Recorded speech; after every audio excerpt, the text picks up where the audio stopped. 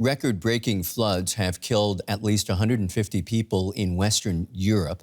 Most of the deaths are in Germany's west, where the disaster area stretches between the districts of Heinsberg, Erftstadt and Ahrweiler, near the border with the Netherlands and Belgium. More than 130 people have been confirmed dead and more than 1,000 are still missing. President Frank-Walter Steinmeier has promised support for victims' families and to the damaged towns.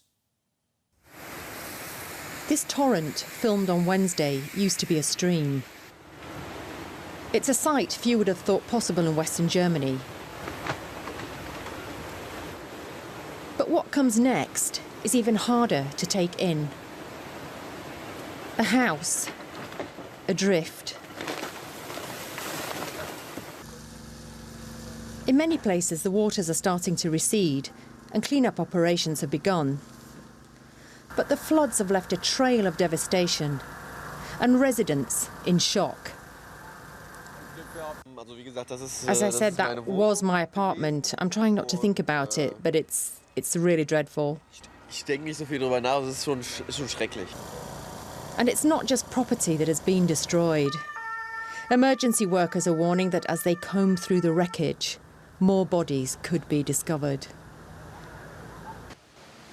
Many people are still stunned at the speed at which the water suddenly rose. It happened so fast. We watched the water rise, an insane current. We saw two people clinging to those columns over there. We shouted from above, "Hold on." It took 3 hours for them to be rescued.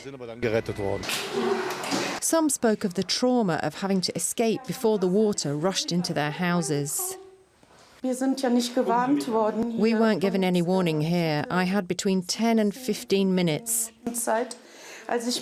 As I left my apartment, the water was up to here. Many communities are still without power and water. It's feared the damage could run into billions of euros. People say they have no choice other than to start picking up the pieces. But it's obvious that it will take a long time before anything can get back to normal here. DW reporter Julia Saudelli is on the ground for us in Valpoortsheim. Julia, what's happening where you are and in the region in general? Yes, where we're standing right now is right by the river Ahr, which is the river that caused so much damage in this region, in the Ahrweiler. It went over the edge here along the entire course of the river where all these villages are in the valley. It destroyed the bridge you see behind me, but so many more.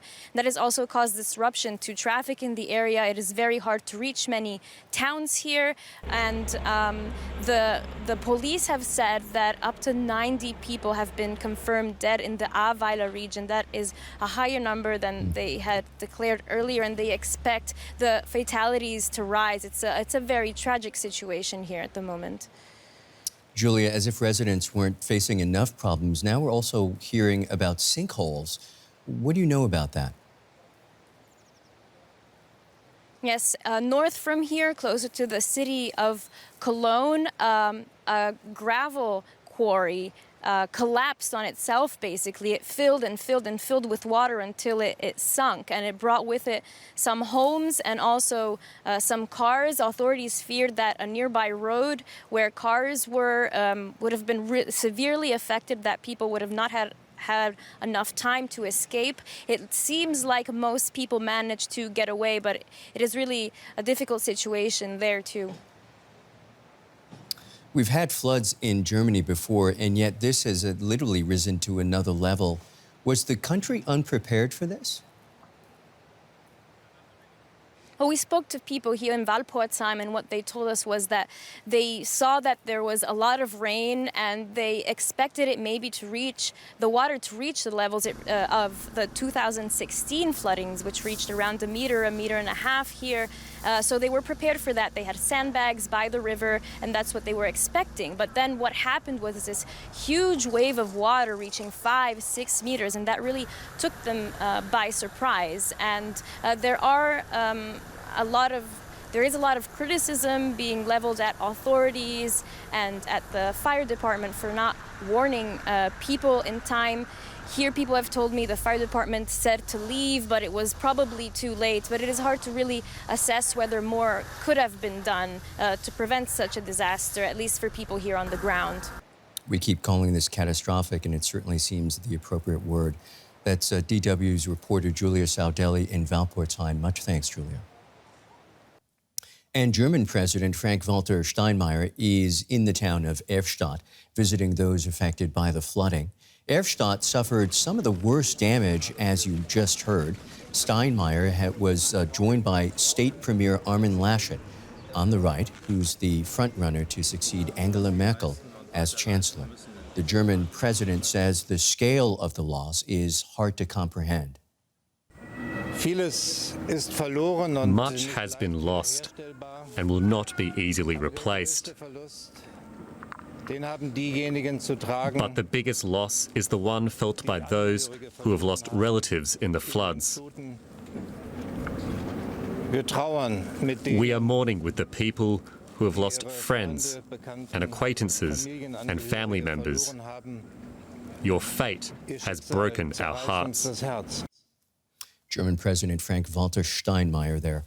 In Belgium, at least 24 people have died in the flooding. The government has declared Tuesday a national day of mourning. The cities of Liège in Belgium and Venlo in the Netherlands have been hit hard. In Venlo, 10,000 people were told to evacuate, as well as 200 patients from a hospital. In Liège, the swollen Meuse River burst its banks. Communities throughout the region describe the worst flooding they have ever experienced. With the river still menacing, the residents of Pepinster begin the long, hard task of cleaning up.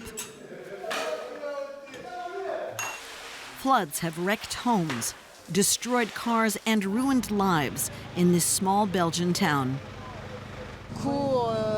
Everyone is shocked. Everyone is crying.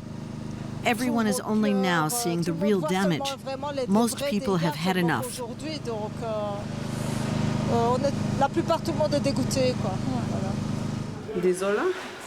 It's distressing.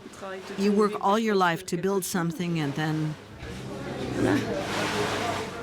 Even with the water levels receding, the danger remains.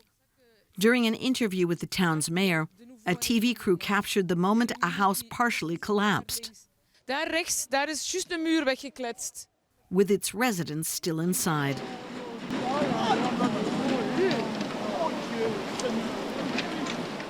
Such scenes of devastation have unfolded across the country and are set to continue. Given the scale and the extent of the weather-related disaster, a national state of emergency was triggered yesterday afternoon. The situation is changing minute by minute, and in many places it remains extremely critical. As they sift through the wreckage, Pepinster's residents can only hope that the worst is behind them. DW correspondent Barbara Wezel is there in Pepinster. Barbara, Pepinster sits right on the confluence of two rivers that ultimately inundated the town. What are you seeing there on the ground where you are?